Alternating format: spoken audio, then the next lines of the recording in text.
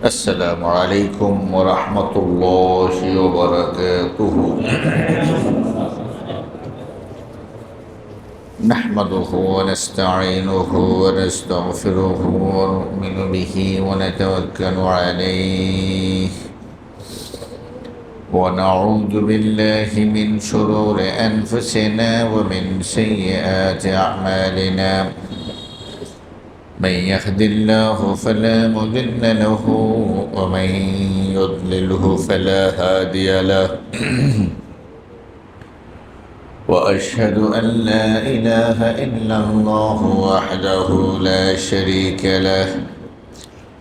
وأشهد أن سيدنا ومولانا محمدا عبده ورسوله الذي أرسله بالحق بشيرا ونذيرا وداعيا إلى الله بإذنه وسراجا منيرا.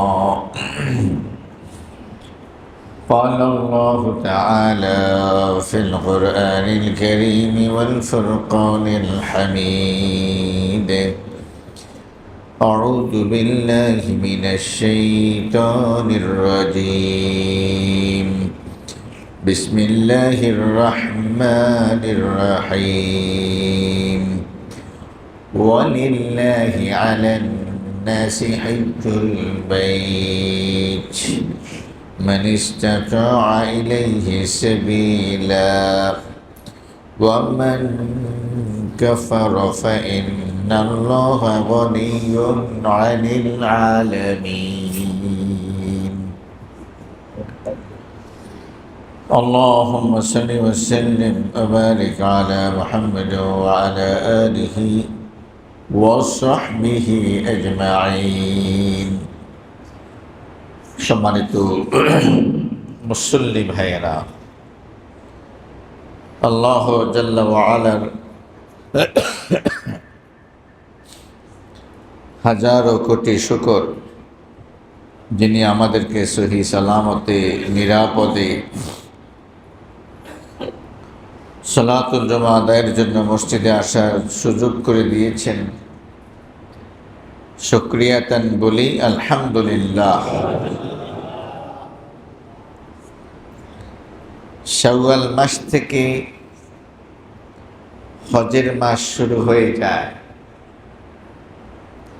আপনারা জানেন যে হজ 3 প্রকার, মানে হজ আদায়ের পদ্ধতি 3 প্রকার। একটা হলো ইফরাদ, একটা হলো তামাত্তু, আর একটা হলো কিরান। ইফরাদ মানে হলো শুধু হজের নিয়ত করে হজ করা,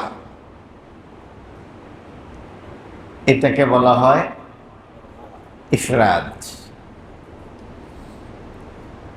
তামাত্তু বলা হয় হজের মাসে উমরা করা।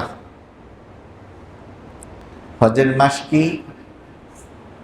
এই যে শাওয়াল মাস থেকেই হজের মাস শুরু হয়ে যায়। এই শাওয়াল মাসে অথবা জিলহজ মাসে অথবা জিলকাদ মাসের হজের আগ পর্যন্ত যে কোনো সময় উমরা করে উমরা থেকে আলাদা হয়ে যাওয়া, মানে ইহরাম ভেঙে ফেলা, স্বাভাবিক জীবনযাপন করা। এরপরে হজের সময় হলে হজের নিয়ত বেঁধে হজ সম্পন্ন করা, এটাকে বলা হয় তামাত্তু। আমাদের বাংলাদেশিরা ম্যাক্সিমাম আমরা এটাই করি। আমরা গিয়েই প্রথমত উমরা করি, এরপরে হজের জন্য আমরা অপেক্ষা করি। এই ফাঁকে আমরা হালাল অবস্থায় থাকি, স্বাভাবিক পোশাক পরিচ্ছদ পরি, এহরামের কাপড় আর আমরা গায়ে জড়াই না। ইহরামের নিয়তও আমরা তখন থাকি না। হজের সময় আসলে 8 তারিখে আমরা আবার হজের নিয়ত করে আমরা মিনার উদ্দেশ্যে রওনা দিয়ে দিই। বাংলাদেশিরা আমরা সাধারণত এটা পালন করে থাকি। আরেকটা হলো কেরান। কেরান মানে হলো মক্কায় গিয়ে উমরা করা। উমরা করে মাথার চুল না কামানো, মানে এহরাম না ভাঙা, এহরামের উপরেই থাকা, এবং হজের সময় আসলে হজের নিয়ত বেঁধে হজ সম্পন্ন করা একই এহরামে, মাঝখানে কোনো গ্যাপ না দেয়া এহরামের মধ্যে, এটাকে বলা হয় কেরান। এটা একটু কষ্ট বেশি, লম্বা সময় পর্যন্ত এহরামের উপরেই থাকতে হয়। কেউ কেউ এটা করে থাকেন। তো যাই হোক, বলছিলাম আমরা এখন হজের মাসের মধ্যে আছি। যেহেতু শাওয়াল, এই মাসেও কেউ যদি উমরা করে তাহলে এটা হজ্জে তামাত্তু অথবা কেরান করার সুযোগ তার তৈরি হবে। প্রিয় ভাইরা আমার, আপনারা জানেন যে হজ ইসলামের 5টি রকনের একটি গুরুত্বপূর্ণ রকন। এটা ফরজ। সামর্থ্যবান আল্লাহর প্রিয় বান্দাদের জন্য আল্লাহ তাআলা হজকে ফরজ করেছেন। হজের আযান দিয়েছিলেন হযরতে ইব্রাহিম আলাইহিস সালাতু ওয়াস সালাম। ইতিহাস আপনারা জানেন, ইব্রাহিম আলাইহিস সালাতু ওয়াস সালামের সন্তান ইসমাঈল যখন জন্মগ্রহণ করল, তখন ইব্রাহিমের প্রথম স্ত্রী হযরতে সারাহ, তিনি তাদেরকে দেখতে পারতেছিলেন না। তিনি তাদেরকে দূরে কোথাও রেখে আসার জন্য হযরতে ইব্রাহিমকে পিড়াপিড়ি করতেছিলেন।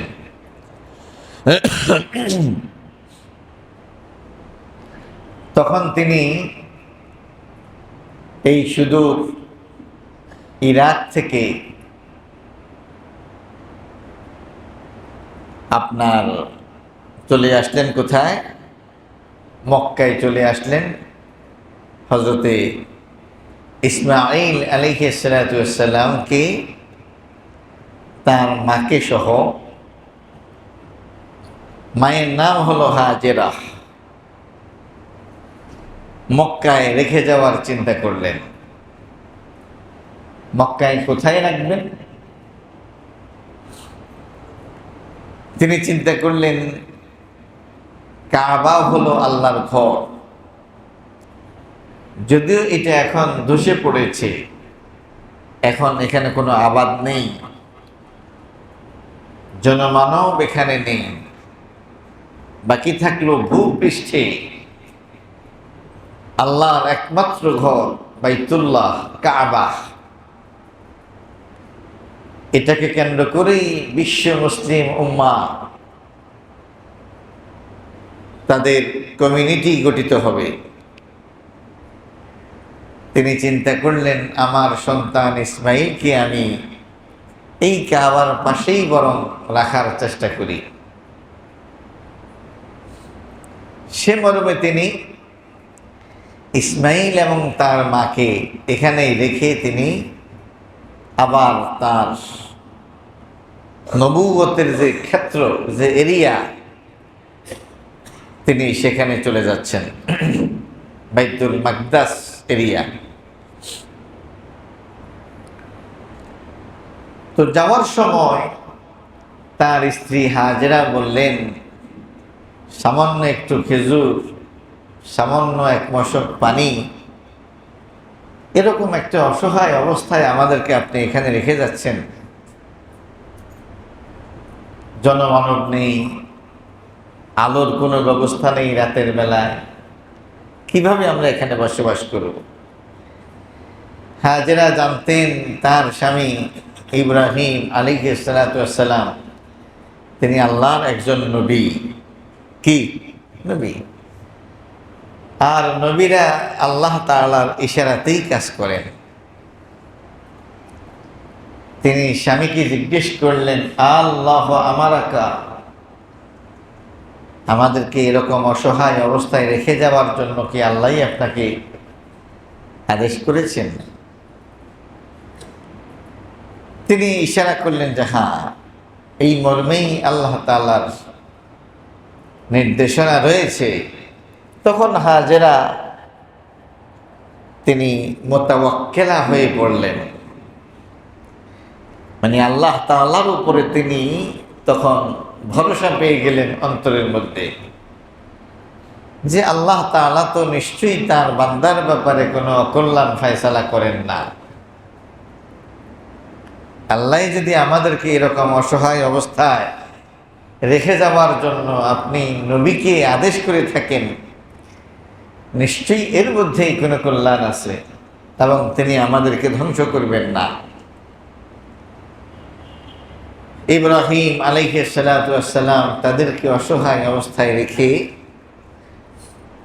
এবং আপনারা জানেন যে ইসমাঈলকে পাওয়ার জন্য কত দোয়া, কত প্রার্থনা, কত তামান্না। তিনি বুড়ো বয়সে ইসমাঈল আলাইহিস সালাতু ওয়াস সালামকে পেয়েছেন। সেই আল্লাহর কি ফয়সালা, এই কলিজার টুকরা নয়নের পুতুল এই ইসমাঈল আলাইহিস সালাতু ওয়াস সালামকে তার চোখের থেকে দূরে রাখার জন্য আল্লাহ তাআলা পরামর্শ দিয়েছেন। কি রকম কষ্ট বলেন! সুবহানাল্লাহিল আযীম ওয়া বিহামদিহি। যাই হোক, আল্লাহর নির্দেশ, আল্লাহকে যারা ভালোবাসে তারা জানে যে আল্লাহ তাআলা তাদেরকে পরীক্ষা করে। ইব্রাহিম আলাইহিস সালাতু ওয়াস সালাম বুঝতে পারলেন আমাকে আল্লাহ তাআলা পরীক্ষা করতেছেন। তিনি স্ত্রী এবং সন্তানদেরকে রেখে চলে যাচ্ছেন, পেছনে তাকাচ্ছেন না। কারণ পেছনে তাকালে পরে স্ত্রী আর সন্তানদের ভালোবাসায় তিনি হয় তাদেরকে নিয়ে যেতে হবে অথবা নিজে থেকে যেতে হবে। তিনি আল্লাহর নির্দেশ পালনে, তিনি তার নবুয়তের দায়িত্ব পালনে সোজা ছুটলেন যেখান থেকে এসেছেন সেখানে। অনেক দূর যাওয়ার পর যখন তিনি অনুভব করলেন যে এখন তারা আমাকে আর দেখবে না, এবার তিনি তাদের দিকে তাকিয়ে আসমানে হাত তুলে আল্লাহ তাআলার কাছে দোয়া করলেন, রব্বি ইন্নী আসকানতু মিন যুররিয়্যাতি বিওয়াদিন গায়রি যী যারইন ইনদা বাইতিকাল মুহাররাম। আয় আল্লাহ, আমি আমার পরিবারকে তোমার ঘরের পাশে বসবাস করিয়েছি। এটা এমন এক জায়গা যেখানে কোনো গাছগাছালি পাখালি নেই, জনমানবহীন ধূসর মরুপ্রান্ত, এখানে আমি তাদেরকে বসবাস করিয়েছি। রব্বুল আলামিন, এই জায়গাটা আমি কেন পছন্দ করলাম? রব্বানা লিয়ুকিমুস সালাহ, আমার ইচ্ছে হলো তোমার ঘরের পাশে তারা থাকবে, তোমার ঘরকে আবাদ করবে, আর প্রতিদিনের নামাজগুলো তারা তোমার ঘরে গিয়ে আদায় করবে, সালাত কায়েম করবে। ফাজআল আফইদাতাম মিনান নাসি তাহবি ইলাইহিম, তারা তো এখন একা, আমার এই অসহায় শিশু আর তার মাকে রেখে আমি চলে যাচ্ছি, তারা একা একা এখানে কিভাবে থাকবে? সারা পৃথিবীতে ছড়িয়ে ছিটিয়ে থাকা তোমার গোলামদের হৃদয় মনকে আমার এই পরিবারের দিকে তুমি ঝুঁকিয়ে দাও।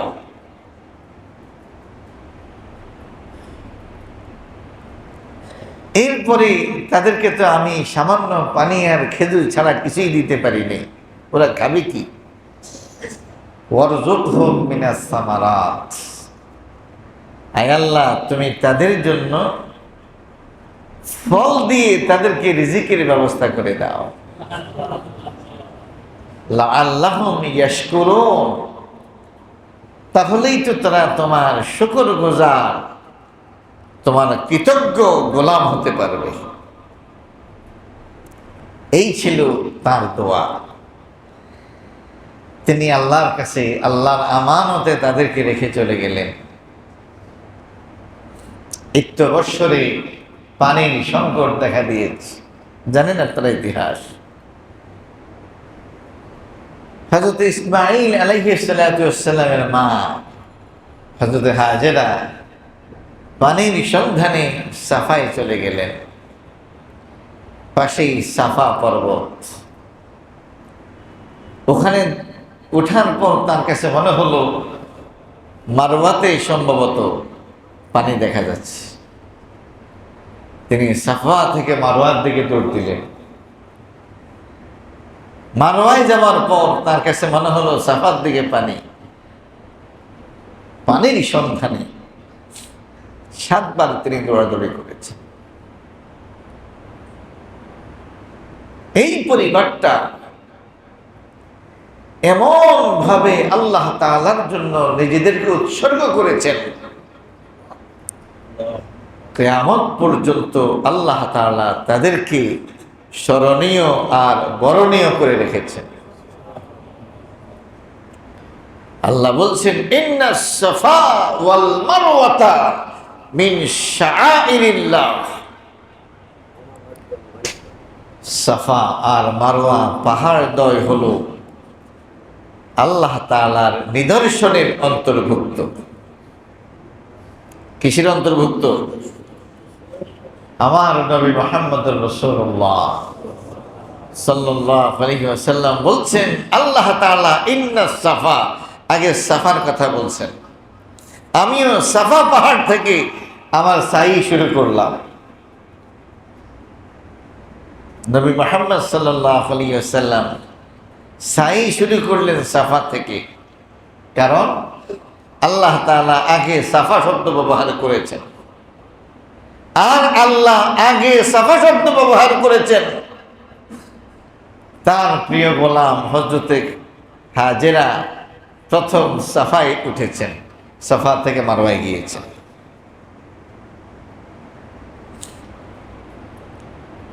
তিনি সেখানে পানি না পেয়ে এখানে এসে দেখলেন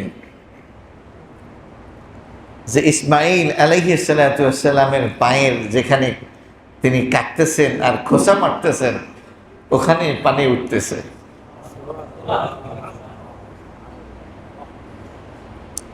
আল্লাহ তাআলা জিবরিলকে দিয়ে এখানে খোসা মেরেছেন। তখন ইসমাঈল আলাইহিস সালাতু ওয়াস সালামের মা চতুর্দিক থেকে পাথর, বালি যা আছে এটা দিয়ে জড়ো করে পানিগুলোকে আটকানোর চেষ্টা করলেন।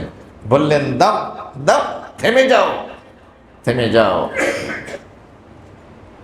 নবী মুহাম্মদ সাল্লাল্লাহু আলাইহি ওয়াসাল্লাম বলেছেন, আল্লাহ তাআলা ইসমাঈল আলাইহিস সালাতু ওয়াস সালামের মায়ের প্রতি রহম করুন।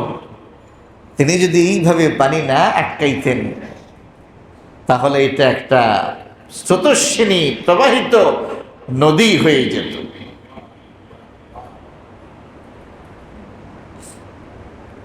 এখন পানি যখন এখানে আসলো, আল্লাহ তাআলা সমস্ত সৃষ্টিকে, সমস্ত জীবনকে পানি থেকে সৃষ্টি করেছেন। মানুষের যেরকম পানির প্রয়োজন, জীব জন্তুর, পাখির এদেরও পানির প্রয়োজন। কি বলেন, ঠিক কিনা? এখন পাখিরাও তার উপরে চক্কর দিচ্ছে, এখানে পানি আছে।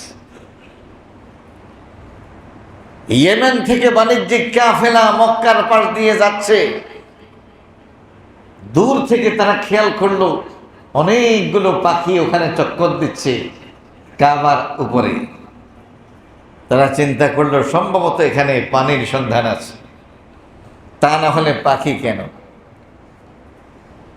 সেই কাফেলা মক্কার পাশে আসলো, বাণিজ্যিক কাফেলা সেখানে তাঁবু স্থাপন করলো, সেখান থেকে পানি সংগ্রহ করলো। সুবহানাল্লাহিল আযীম ওয়া বিহামদিহি। এইভাবে বাণিজ্যিক কাফেলার এটা একটা রোট হয়ে গেল।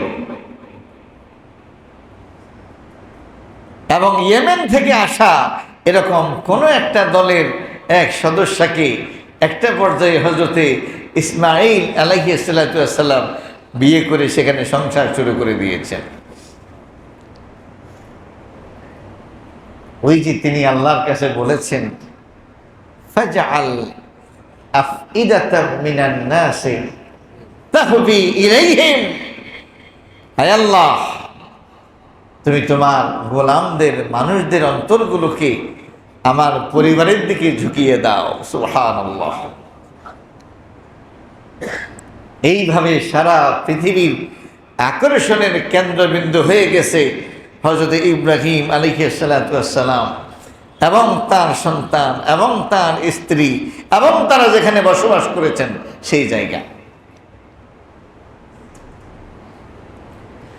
বলছিলাম ইসমাঈল আলাইহিস সালাতু ওয়াস সালামকে নিয়ে একটা পর্যায়ে ইব্রাহিম আলাইহিস সালাতু ওয়াস সালাম এসে আল্লাহ তাআলার নির্দেশে এই কাবা ঘরকে নির্মাণ করলেন।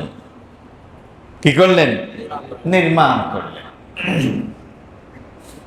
নির্মাণ করতে গিয়ে হযরত ইসমাঈল আলাইহিস সালাতু ওয়াস সালাম ছোট মানুষ, তিনি পাথর বহন করে আনতেন। যোগালি, কি যোগালি। আর ইব্রাহিম আলাইহিস সালাতু ওয়াস সালাম তিনি ছিলেন মিস্ত্রি। সুবহানাল্লাহ। আবার ওই যে মাচং আছে না, মাচং উপরে ওঠার সময় মাচা ব্যবহার করে। একটা পাথরের উপর দাঁড়িয়ে হযরতে ইব্রাহিম আলাইহিস সালাতু ওয়াস সালাম আল্লাহর ঘরের দেয়ালগুলো চতুর্দিকে তিনি স্থাপন করে দিচ্ছেন, প্রতিস্থাপন করতেছেন। প্রয়োজনের প্রেক্ষিতে এই পাথরটা উঁচা হয়ে যেত, নিচা হয়ে যেত, এটাই মাচার কাজ করত। সুবহানাল্লাহিল আযীম ওয়া বিহামদিহি। এই সেই পাথর যার চিহ্ন আপনারা কাবার চত্বরে যেখানে আমরা তাওয়াফ করি, মাতা ওই যে চিমনি, হ্যাঁ, কাচের মাকামে ইব্রাহিম, ওই জায়গাতে ওই পাথরটা কিন্তু এখনো স্থাপিত অবস্থায় আছে। এবং ইব্রাহিম আলাইহিস সালাতু ওয়াস সালামের কদমের চিহ্ন সেখানে এখনো সংরক্ষিত অবস্থায় আছে।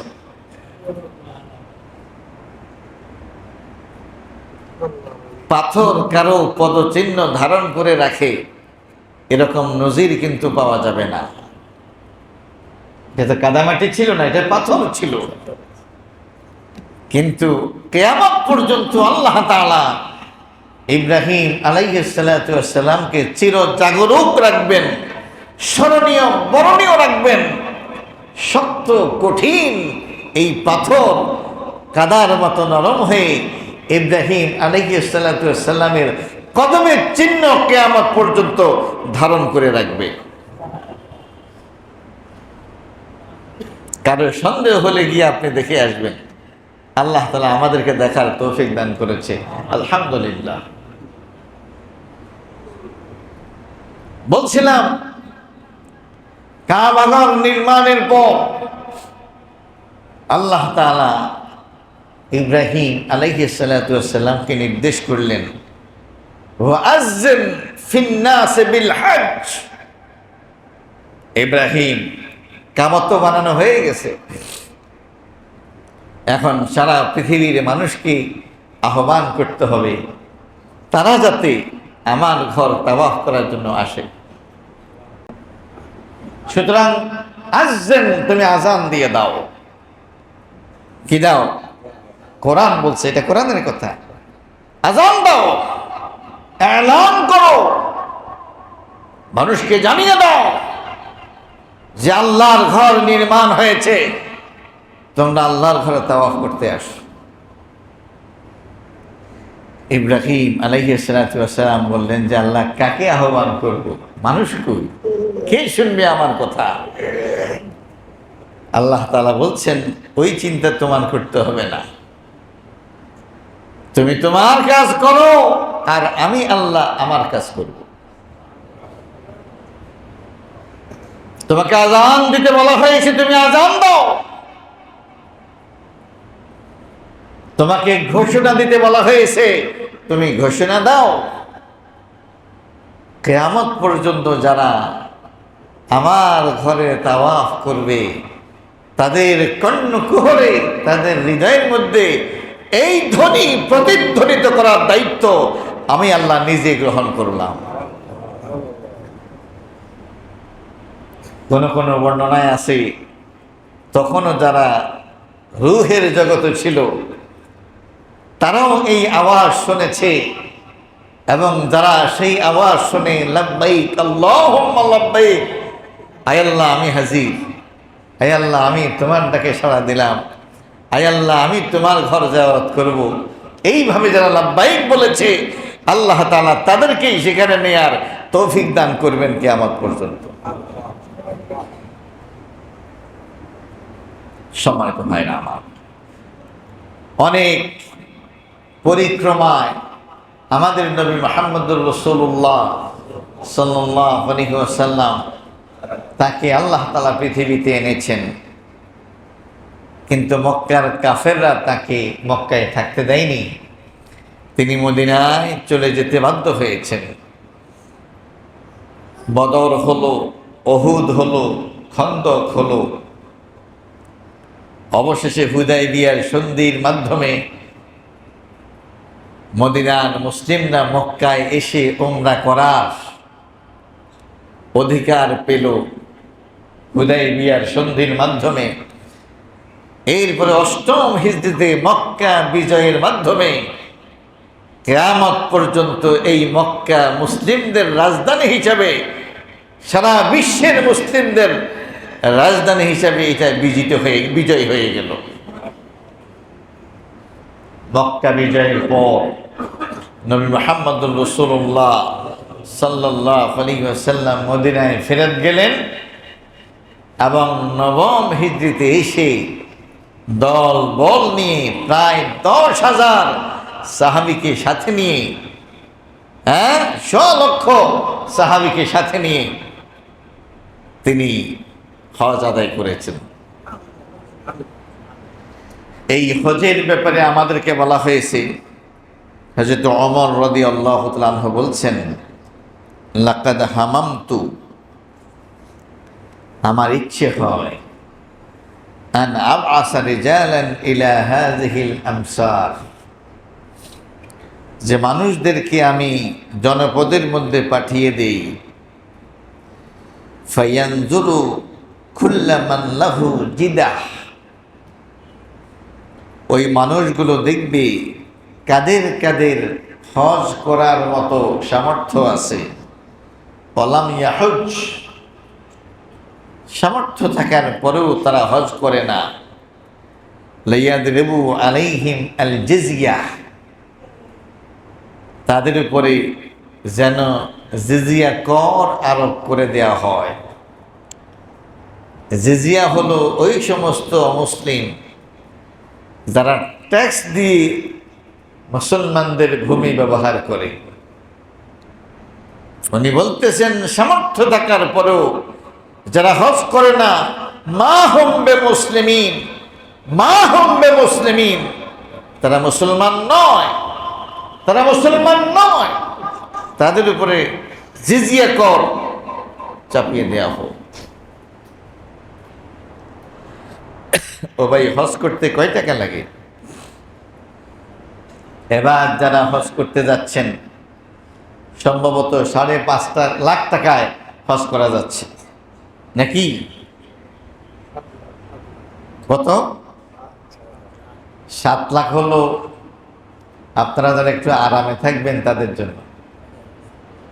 5 লাখ, 5.5 লাখ টাকায়, 5,70,000 টাকায় এবারে অনেকে যাচ্ছে। 5 লাখ টাকা কয় টাকা? 2-2.5 ভরি স্বর্ণের দাম না? হ্যাঁ, একটা ছোট্ট টঙ্গের দোকান দিতেও 10 লাখ টাকার পুঁজি লাগে। আমি বলছি না যার সামর্থ্য নেই সে হজ করুক, যাদের পরিবার পরিজনের খরচ বহন করার পর হজ করার সামর্থ্য আছে তাদের জন্য হজ করা ফরজ। আর কেউ যদি তার সম্পদ বৃদ্ধি করতে চায়, টাকা পয়সার মধ্যে বরকত দেখতে চায়, সে যেন আল্লাহর ঘরে তাওয়াফ করে, সে যেন হজ করে, সে যেন উমরা করে। আমরা অনেকে টাকা পয়সা জমানো অর্থ কমে যাবে সেই জন্য হজ করি না, অথচ টাকা পয়সা বাড়াইতে হলে আপনাকে এখানে খরচ করতে বলা হয়েছে। ডক্টর আব্দুল্লাহ জাহাঙ্গীর রাহিমাহুল্লাহ তিনি বলছেন, যাদের কাছে প্রচুর পরিমাণে নগদ টাকা নেই কিন্তু অনেক পরিমাণ ফসলি জমি আছে, কিন্তু সবগুলো জমির ফসল তার প্রয়োজন হয় না, তাহলে ফসলি জমি বিক্রি করে হলেও অনেক ফকিহ বলেছেন তাকে হজ করতে হবে। যার অনেকগুলো প্লট আছে, ফ্ল্যাট আছে, আপনি তো একটাই থাকেন, আরেকটাতে ভাড়া দিয়ে চলেন, আরো যে 3টে আছে, আপনি বলেন আমার তো টাকা নাই, কিন্তু এতগুলো ফ্ল্যাট দিয়ে কি করবেন আপনি? একটা ফ্ল্যাটের দামও তো হলো 70 লাখ, 1 কোটি, 1.5 কোটি, 50 লাখ, 30 লাখ। হজ করতে মাত্র লাগে 7-8 লাখ টাকা, 5-6 লাখ টাকা। কি বলেন ঠিক কিনা? এই জন্য মুসলমান তার সন্তানদেরকে শৈশব থেকে হজের তামান্না, হজের আকাঙ্ক্ষা তাদের হৃদয়ের মধ্যে দিয়ে দেওয়া দরকার। আলহামদুলিল্লাহ, আমি তো আর ধনী মানুষ না, হুজুর মানুষ। আমার 3-3টে বাচ্চা, বড়টার বয়স মাত্র 10 বছর। আমার ওয়াইফের বক্তব্য হলো, আমার বাচ্চাদেরকে আমি কার কাছে রেখে যাব? 3টে বাচ্চাকে নিয়েই 2 বার আল্লাহ তাআলা আমাকে উমরা করার তৌফিক দান করেছেন। অনেকে আসমান থেকে পড়ে গেছে, যেই হুজুর এত টাকা পাই কই? আমিও বলতে পারবো না এই টাকা যে কোত্থেকে আইছে।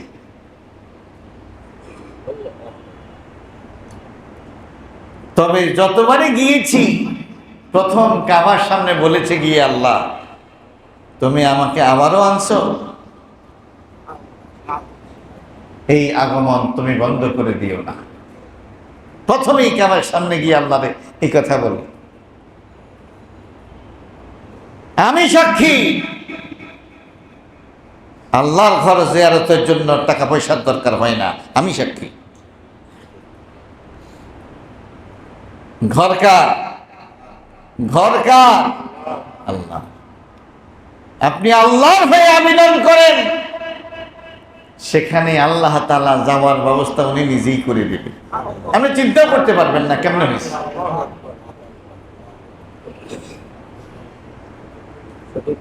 যারা হজ করে, যারা উমরা করে, তাদেরকে বলা হয় ওয়াফদুল্লাহ। এরা হলো দুয়ুফুল লিররহমান, এরা হলো রহমানের মেহমান। হাজিদেরকে অনেকে অনেক কিছু হাদিয়া দেয়, অনেক পোটলা দেয়, এতে খেজুর থাকে, জুস থাকে, পানি থাকে, ব্রেড থাকে, ব্যাগের উপরে লেখা থাকে হাদিয়াতুন লিদুয়ুফির রহমান। এটা হলো রহমানের মেহমানদের জন্য হাদিয়া। রহমানের মেহমানদের জন্য হাদিয়া। আপনি আল্লাহর মেহমান।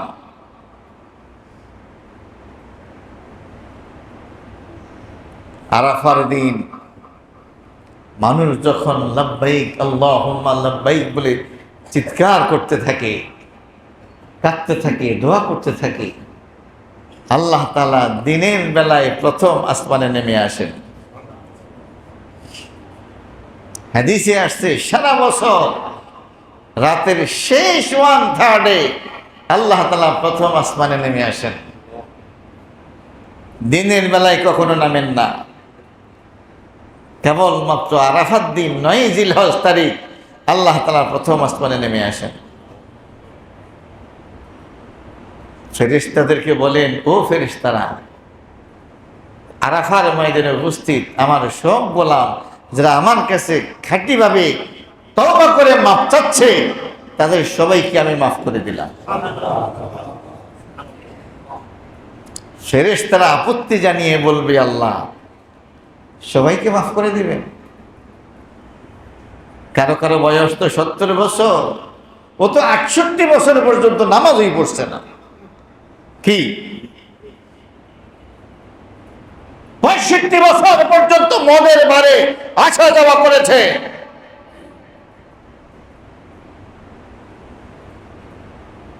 67 বছর পর্যন্ত এমন কোনো আকাম কুকাম নাই যেটা সে করে নাই। এরকম দাগি আসামি তাদেরকে আপনি মাফ করে দিবেন? আল্লাহ বলছেন, আমি হলাম মেজবান। আমি কি?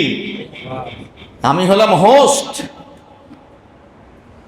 এরা হলো আমার মেজবান, আমার মেহমান। আমার কি? আমার মেহমান। কোন হোস্ট তার মেহমানকে অপমান করে না। আর আমি আল্লাহ তো সেটা করতেই পারি না। তাদের বাড়ি তো আর মক্কা নয়, কারো বাড়ি সেই সুদূর মাগরিব মরক্কোতে, কারো বাড়ি সেই তুর্কি, কারো বাড়ি সেই সুদূর ইন্দোনেশিয়া, কারো বাড়ি হলো পাকিস্তান, কারো বাড়ি বাংলাদেশ। 6-7 হাজার মাইল দূর থেকে, 10,000 20,000 মাইল দূর থেকে সে আসছে।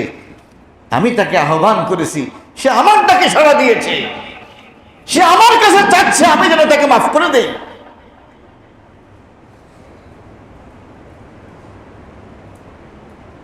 দাগিটাকে বুঝি না, যারাই খাঁটিভাবে তওবা করে আমার কাছে মাফ চাচ্ছে, সবাইকে আমি আল্লাহ আজকে এই দিনে মাফ করে দিলাম।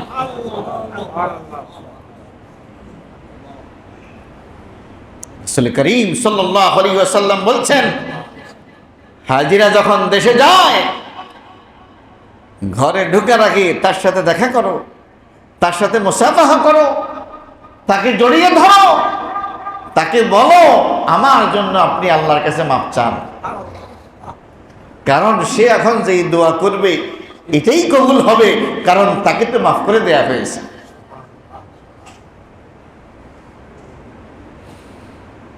মুসলমানের সন্তানরা, মুসলিম ব্যবসায়ীরা, টাকা হইলেই মালয়েশিয়া, টাকা হইলেই সিঙ্গাপুর,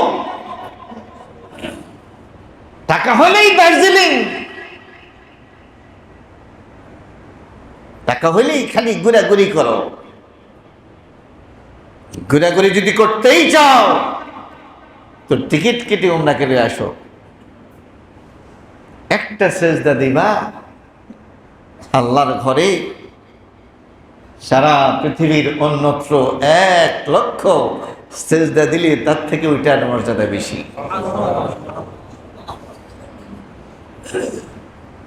আর এখন মুসলিম ব্যবসায়ীরা আকাম করার জন্য বিদেশ ভ্রমণ করে। আল্লাহ তাআলা তোমাকে সম্পদ দিয়েছে আকাম করার জন্য। আল্লাহর দেওয়া সম্পদ অপচয় করার অধিকার তোমাকে কে দিয়েছে?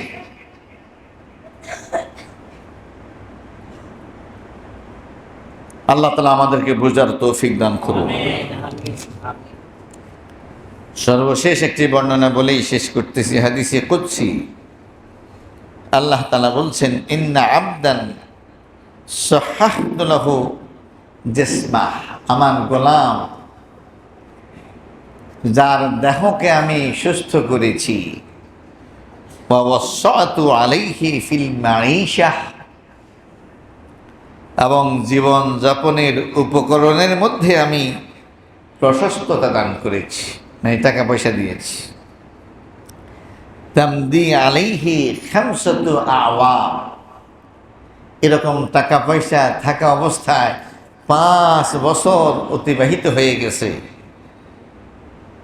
লা ইয়াফিদু ইলাইয়া, কিন্তু কপাল পড়া দুর্ভাগা 5টি বছর পর্যন্ত আমি তাকে স্টেবল অবস্থায় রেখেছি, তার সম্পদের পতন ঘটাই নেই, এরপরেও সে আমার সাথে দেখা করতে আসে নাই, আমার ঘর জিয়ারত করতে আসে নাই। লা মাহরুম, এই লোকটা হলো মাহরুম। এই লোকটা কি মাহরুম? মাহরুম মানে বঞ্চিত।